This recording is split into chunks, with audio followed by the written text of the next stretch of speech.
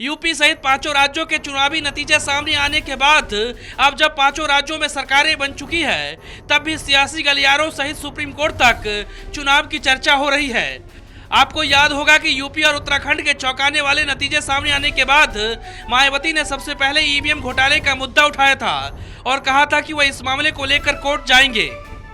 इस बार उत्तर प्रदेश व उत्तराखंड में विधानसभा के हुए आम चुनाव में खासकर केंद्र की सत्ता में बैठी हुई बीजेपी ने षड्यंत्र के तहत जो यहां वोटिंग मशीन में धांधली के जरिए इन्होंने जबरदस्ती की घोटाले वाली भारी जीत हासिल की है, तो इनकी ये बेईमानी वाली जीत प्रदेश की आम जनता के गले के नीचे से आसानी से नहीं उतर पा रही है।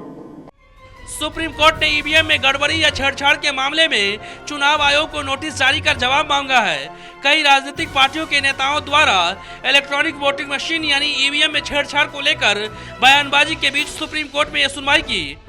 याचिका में ईवीएम मशीनों पर सवाल उठाए गए हैं और कहा गया है कि मशीनों में गड़बड़ी की गई है, इसलिए इन मशीनों को अमेरिका के एक्सपर्ट से जांच कराई जाए।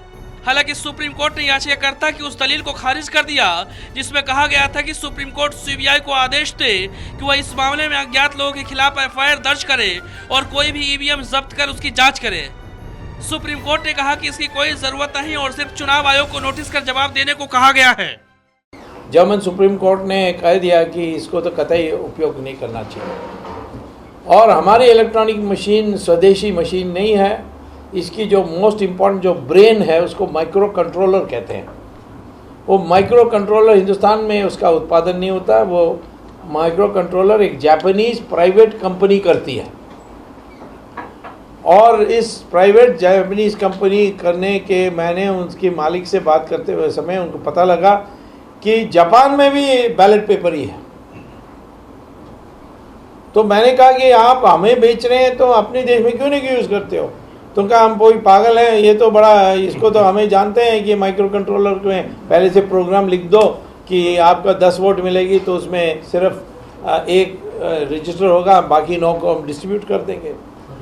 ये माइक्रो कंट्रोलर बहुत डेंजरस है और इसीलिए भारत सरकार की एप्लीकेशन जो थी इलेक्ट्रॉनिक वोटिंग मशीन को पेटेंट के लिए वो वर्ल्ड इंटेलेक्चुअल प्रॉपर्टी ऑर्गेनाइजेशन ने रिजेक्ट भी कर दिया है। ऐसा नहीं है कि ईवीएम घोटाले पर पहली बार चर्चा हो रही है, पहले भी ईवीएम घोटाले को लेकर सवाल उठते रहे हैं। ऐसे में विपक्षी पार्टियों के नेता अगर इस तरह के मुद्दे उठा रहे हैं तो ऐसे में चुनाव आयोग को साफ करना होगा।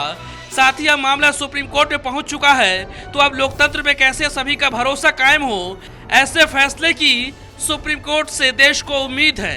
Bureau report, national Dastak.